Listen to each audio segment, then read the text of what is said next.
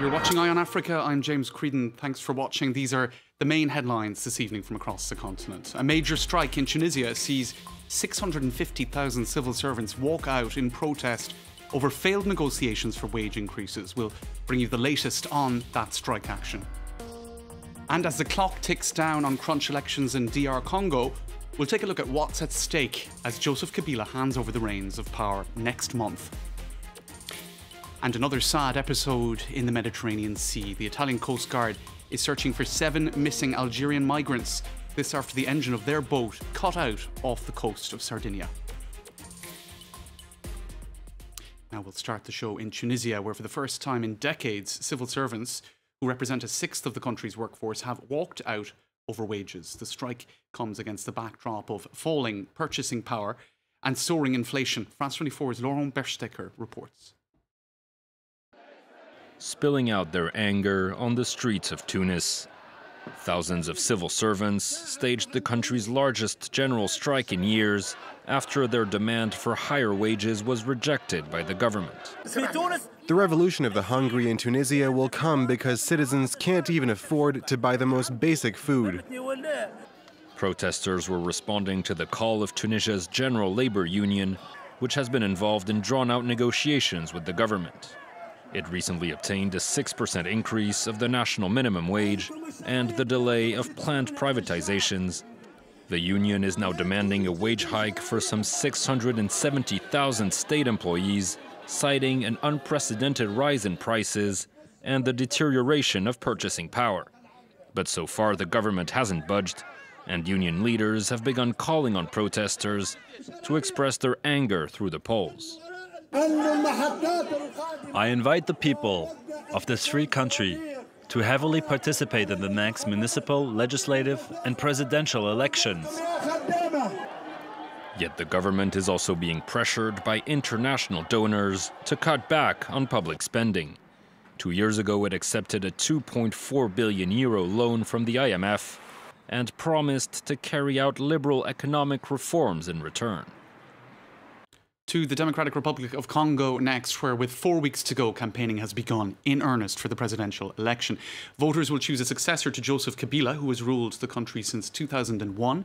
The vote was delayed twice amid security concerns, and the country has never had a peaceful transition of power since independence from Belgium in 1960. Clément Bonnereau takes a look at the bigger picture and what's at stake in this election. After 2 years of setbacks, broken promises and delays, campaigning is finally underway in DR Congo. The country will elect a new president on the 23rd of December. This after incumbent Joseph Kabila said he would not run for a third term. Kabila, who's ruled the country since 2001, was supposed to step down in 2016. However, he postponed the presidential election twice, citing security and logistical concerns. Whoever succeeds him faces a daunting task. Violence remains endemic in DR Congo. The nation is still recovering from a series of conflicts that broke out in the 1990s, killing hundreds of thousands and displacing millions. Known as MONUSCO, the UN's peacekeeping mission in DR Congo is one of the biggest in the world, with some 17,000 military and police personnel on the ground. While some militias fight on in the east, most Congolese struggle to make ends meet. Despite its vast mineral wealth, DR Congo is one of the poorest countries in the world. 78% of its population lives in extreme poverty, and life expectancy is among the lowest on the continent. Health is also a major concern. The country is facing the worst Ebola epidemic in its history, the disease claiming over 200 lives since July. With less than a month to go until the election, many observers say they have little hope that the vote will be fair and credible. Human rights groups have denounced a major crackdown on opposition parties, while Reporters Without Borders say journalists face regular threats and violence. The DRC has never had a peaceful transition of power since independence from Belgium in 1960. A Kenyan missionary has been shot and killed in Cameroon's restive southwest region. Father Cosmos Omboto was shot in front of the parish house in the village of Kembong. It is not clear if he was shot by the military or pro-separatist fighters who were both involved in fierce confrontations. This is the second foreign missionary killed in Cameroon over the past couple of weeks. Indira Ayuk has more.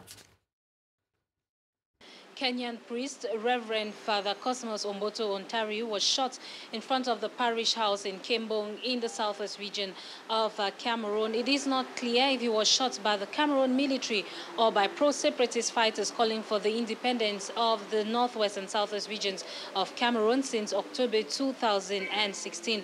Now, this other assassination is coming exactly 9 days after a U.S. missionary, Charles Truman Wesco, was laid to rest after he was shot and killed in the restive northwest region of Cameroon. This also brings to mind the assassination of another Roman Catholic priest, Reverend Father Alexander Sop.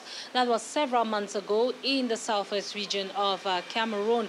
Now, since the start of the Anglophone crisis in October 2016, so many people have lost their lives. Thousands of others have fled their homes, with many more seeking refuge in neighboring Nigeria. Meantime, the government of Cameroon and the pro-separatist fighters are still to come to an agreement with regards to finding lasting solutions to the Anglophone crisis. Indira Ayuk there reporting from Cameroon. Now, the Italian Coast Guard is searching for 7 missing Algerian migrants who reportedly tried to swim to shore after their boat's engine failed. The incident took place off Sardinia's southwest coast. The bodies of 3 others have been found. Other migrants who stayed on board the boat were later rescued by the Coast Guard. France 24's Usama Sanusi has the story. Dozens of residents of Rais Hamidou municipality in Algiers took to the streets on Wednesday, demanding intensified search for the young migrants who went missing near Italy's coast. They were on their way to Italy on a fishing boat. The motor of their craft failed off Sardinia's coast. Their engine ran out of gas and the sea was rough. They put on their life vests and jumped into the water because they saw a lighthouse and thought it was near, but it was more than 2 kilometers away. The tragedy left families and neighbors reeling.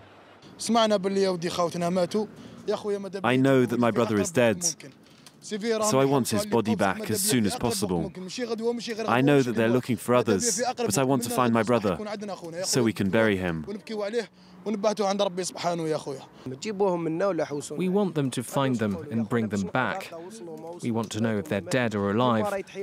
My mum is distraught. One of the survivors, who are staying at a detention center in the Sardinian city of Cagliari, contacted his family and confirmed that he and 2 other companions preferred to stay on the damaged boat, while the others decided to swim to the shore. Search operations are still underway.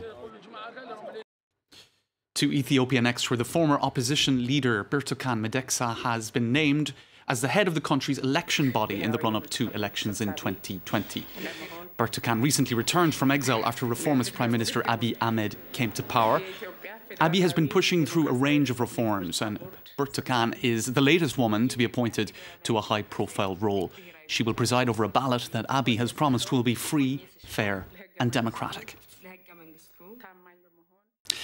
Now we turn to football and the end of a legendary career. Ivory Coast's Didier Drogba has announced his retirement after a career spanning 20 years. Drogba established himself as one of the greatest forwards of his era. He played for a variety of teams across several continents and was noted for his passion for the beautiful game and his lethal effectiveness as a goal scorer. Owen Barnell has the story. A star calling time on a glittering career. At 40 years old, Didier Drogba is hanging up his boots. The former Ivory Coast international announced his decision on social media. I want to thank all the players, managers, teams and fans that I've met and made this journey one of a kind. Also a huge thank you and love to my family, my personal team for supporting me all my career during all the ups and downs, no matter what. It was in France, playing for Marseille, where Drogba cemented himself as a rising star, scoring more than 30 goals in his single season for the French team. Soon after, his performances having caught the eye of Chelsea, manager Jose Mourinho brought him to London in 2004. He arrived a promising talent, he left a club legend. Over the next 8 seasons, he helped the Blues to win 4 Premier Leagues, many English Cups, and in 2012, his crowning achievement, the Champions League. A brief stint in China followed, before he joined Turkish team Galatasaray and then moved to play for Montreal in 2015. Drogba's career lacked only one thing: the honour of winning a title with the Ivory Coast team. Despite reaching 2 Africa Cup of Nations finals, he fell short. A small blemish on an international career that, with 65 goals in 104 matches, means Drogba retires as Ivory Coast's greatest ever goalscorer. All right, that brings us to the end of this edition of Eye on Africa. Thanks for watching.